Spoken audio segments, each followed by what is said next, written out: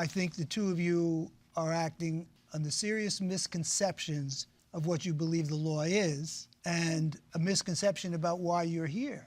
You are suing your sister for a share of the rent. And what concerned me was my understanding in response to your question of Judge Tewalder that you had in your possession a letter that indicated that the defendant in some way fraudulently took advantage of you in order to get you to sign this quitclaim deed. Because here is what you say in your words in your complaint. On April 17, 2017, Susan informed me that the house was going to be foreclosed. True or false, Susan? False.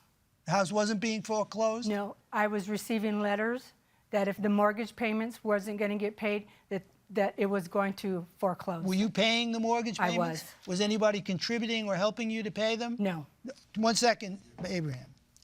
Then you say, she told me and another sibling that if we signed our interest to her, we no longer would be liable for any of the debt associated with the house. Did you tell that to your brother? I did not tell him that. Why do you think he says that? I have no idea. So after I relinquished my interest to Susan, she told me there was never any debt or collections on the house. Susan said she did that to see which of the siblings would step up to help. Is that true? No. Yeah. You sure of that? Because that was never that's the fraud that he's accusing you of. Is that right, Abraham? Yes. I'm under oath. Yeah, I know you're under oath. I know you're under oath, but this is a court of law. And what we have is a document that you prepared. This quitclaim deed, you gave this to her. Am I correct? She gave that to me. Oh, she prepared the document? Right. You didn't prepare the document? I did not. Is that true? No, it's not. Where did you get this document? He handed it to me, and then we went to... Who handed it to you? Abraham did. Do you understand, Abraham, that when you sign a quitclaim deed, you know what that means?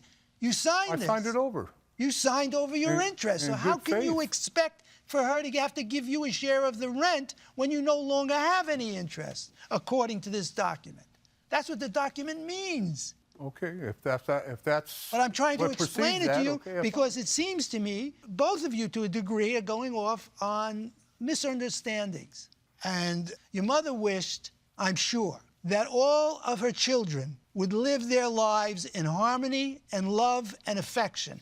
That the last thing that your mother would have wished would be that the two of you would be before hot bench displaying all of this anguish and disagreement. Spiritually breaking her heart. I have nothing for it. No. Okay. Done. All right, we're going to excuse both of you while we deliberate in this case. Abraham, Susan, I can understand, Abraham, how you might feel disappointed. And I think perhaps part of the motivation is because you believe that your sister was not ultimately going to honor your mother's wishes. But I think that's been resolved here.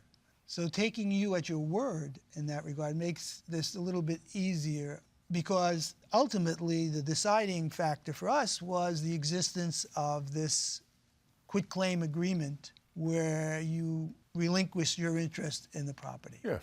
And we find no real evidence to hang our hat on to believe that you didn't voluntarily do this.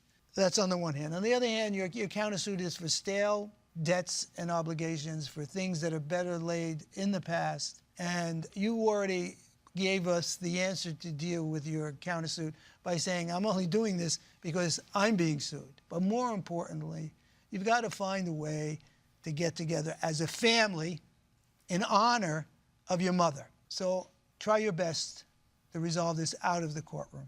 As far as this complaint is concerned, it's dismissed. And as far as your countersuit, it's also